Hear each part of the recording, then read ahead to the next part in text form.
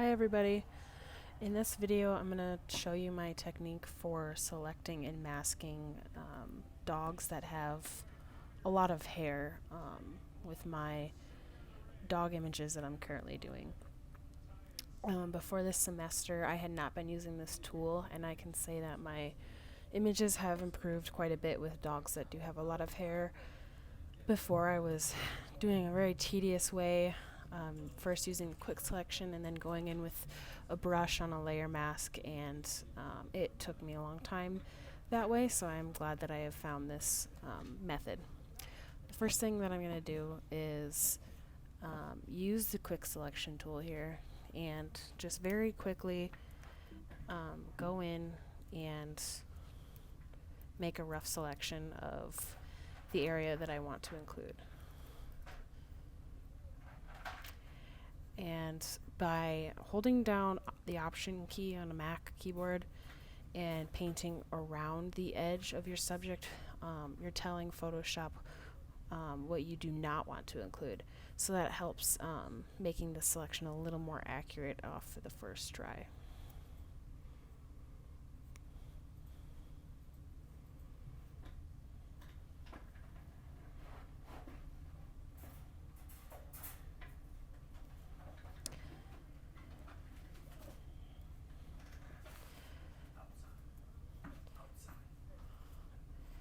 So after I get kind of just a really rough selection here, obviously it's not perfect and I've selected further down than what I really need, so I'm going to actually bring that up just a little bit.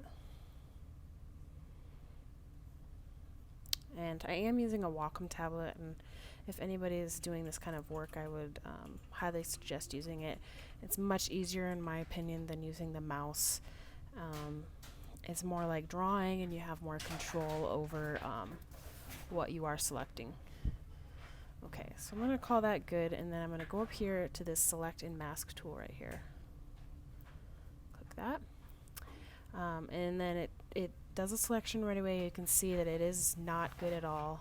There's lots of messy corners and edges, so I prefer to use the overlay method first to refine the edge, and then I will go back and forth between the overlay and the black and white.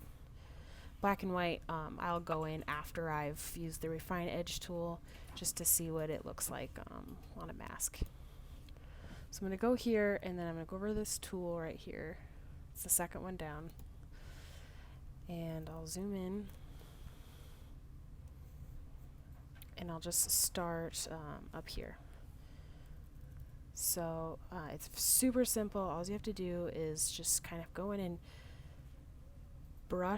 take your brush and paint on the edges. And what it's doing is detecting that that it's hair, and it actually does a very good job on its own.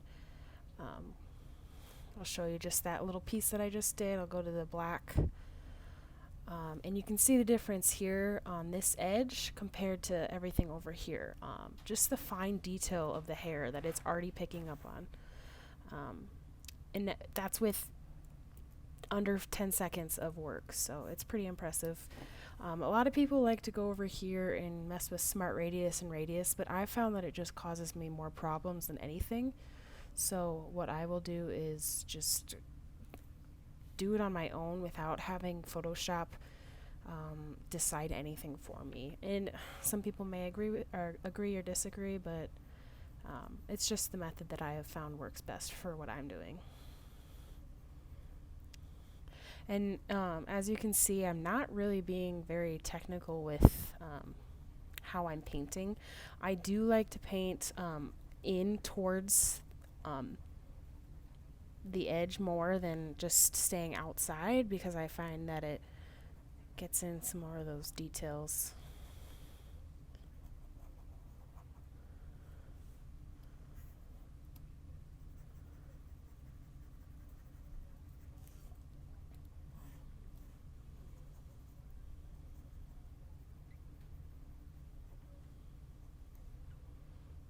Okay, we'll go to the black and white just to see what it looks like.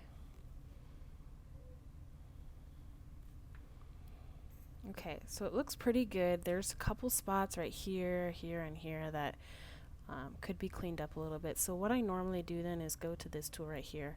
And this acts like as a brush on a layer mask. And you can see that if I paint with the plus sign, it adds white. So I don't really want that for what I'm about to do. So I'm going to undo that, hold down the Option key, and paint away some of the stuff that I don't want. And see there where I created that line that's not going to be very flattering with the hair, so I can go back in with the Refine Edge tool and paint back in so that it should be able to do a better job detecting the edge after I've gotten rid of some of those distracting elements.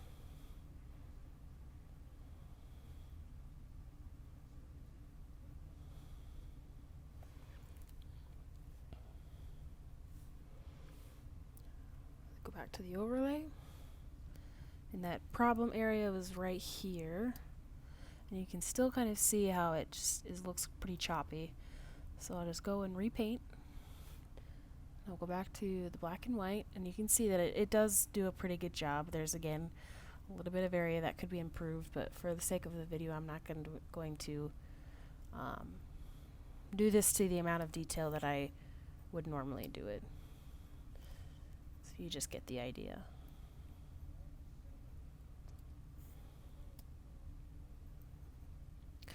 I will say that this works better on, this actually works better on fluffy hair, somebody who has crazy hair. You can use it on people too.